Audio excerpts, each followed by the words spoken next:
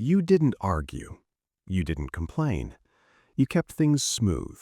You were easy to be around. And yet, by the end of the day, you feel exhausted.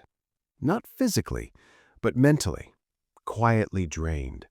So the question lingers, if being nice is supposed to be simple, why does it cost you so much energy? 2. Problem deep dive. It starts with small moments. Someone says something you don't fully agree with. You nod anyway. A request feels inconvenient. You say yes. A comment bothers you slightly. You let it go. None of these moments feel significant on their own. They're quick, subtle, easy to overlook. But they accumulate. All day you're adjusting, smoothing reactions, filtering responses, holding back small truths. And from the outside, it looks effortless. You're calm, polite, low maintenance. But internally, something else is happening. You're constantly managing yourself. By the end of the day, you don't feel peaceful, you feel depleted. And the confusing part is you didn't do anything extreme. No conflict, no confrontation. So why does it feel like you've been working all day just to exist around people? And deeper than that, why does being good sometimes feel like a performance? 3. Reframe. This isn't about kindness, it's about control. You're not drained because you care about people, you're drained because you're constantly regulating your reactions. There's a difference. Kindness in its natural form doesn't require this much effort, but what you're doing is closer to emotional suppression. You're filtering out small disagreements, restraining natural responses, adjusting your behavior in real time, not to be fake, but to maintain harmony. And your brain treats that as a task, a continuous one.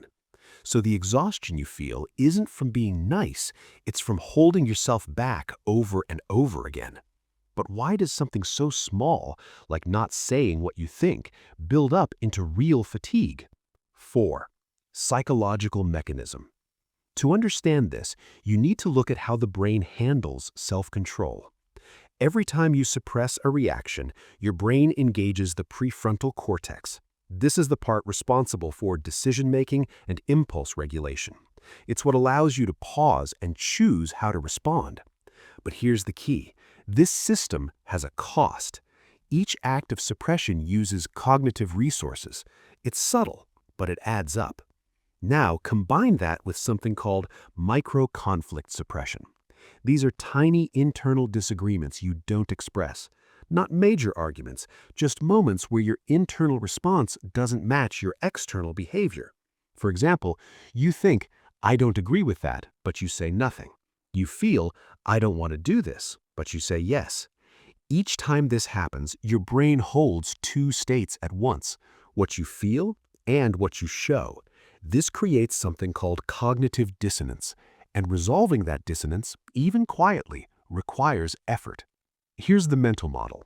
Imagine holding a beach ball underwater. At first, it's easy, but the longer you hold it down, the more pressure builds. Your true reactions are like that ball, and your nice behavior is the force holding them down. Individually, each moment is small, but across hours, your brain is constantly applying pressure. So by the end of the day, it's not surprising you feel drained. You've been maintaining internal control the entire time. But this raises a deeper question. Is there a way to stay kind without constantly suppressing yourself? 5. Practical framework. This isn't about becoming less nice. It's about reducing the internal strain that comes from how you're being nice. 1. Notice the moments you override yourself. Most of this happens automatically. You adjust before you even realize it. What to do? Start noticing when your internal reaction doesn't match your response. Just observe it. Why it works? Awareness reduces automatic suppression by engaging conscious processing. It gives your brain a choice. Real-life example, someone asks for a favor. You feel hesitation, but say yes. Later, you recognize that was a moment I overrode myself. That awareness begins the shift. 2. Allow small, low-stakes honesty. You don't need to express everything, but you can start with small truths. What to do? In low-risk situations, express mild disagreement or preference. Why it works? This reduces cognitive dissonance and lowers the need for constant suppression. Your brain no longer holds conflicting states. Real-life example, instead of saying, "I'm fine with anything," you say, "I'd actually prefer something else." Simple, but real.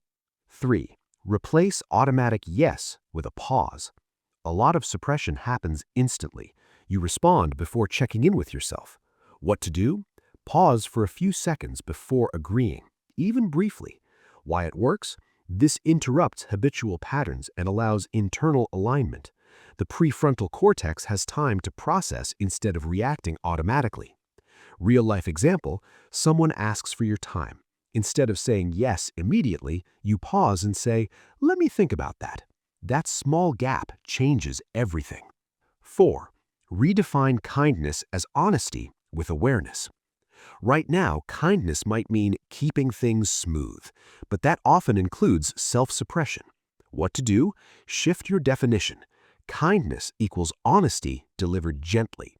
Why it works? This aligns internal and external states, reducing cognitive strain. Your brain doesn't need to manage conflict between what you feel and what you show. Real-life example, instead of hiding irritation, you express it calmly. "I'd rather not do that today." Still kind, but real. 5. Give your mind recovery from social regulation. Even with awareness, self-regulation takes energy. What to do? Create space where you don't need to manage yourself. No filtering, no adjusting. Why it works? This allows the prefrontal cortex to rest and reduces overall cognitive load. Your brain resets. Real-life example, time alone, journaling freely, speaking without editing, moments where you're not performing. 6. Integration. At its core, this isn't about being nice, it's about how much of yourself you're holding back to maintain it. Every time your internal state and external behavior don't match, your brain works to keep them aligned, and that work costs energy.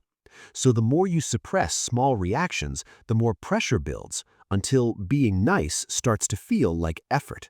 Not because kindness is exhausting, but because control is. And once you see that, the solution becomes clearer. Not less kindness, just less suppression. 7. Quiet, empowering close. You don't need to stop being considerate. You don't need to become harsh or distant. But you can stop disappearing in small ways unnoticed.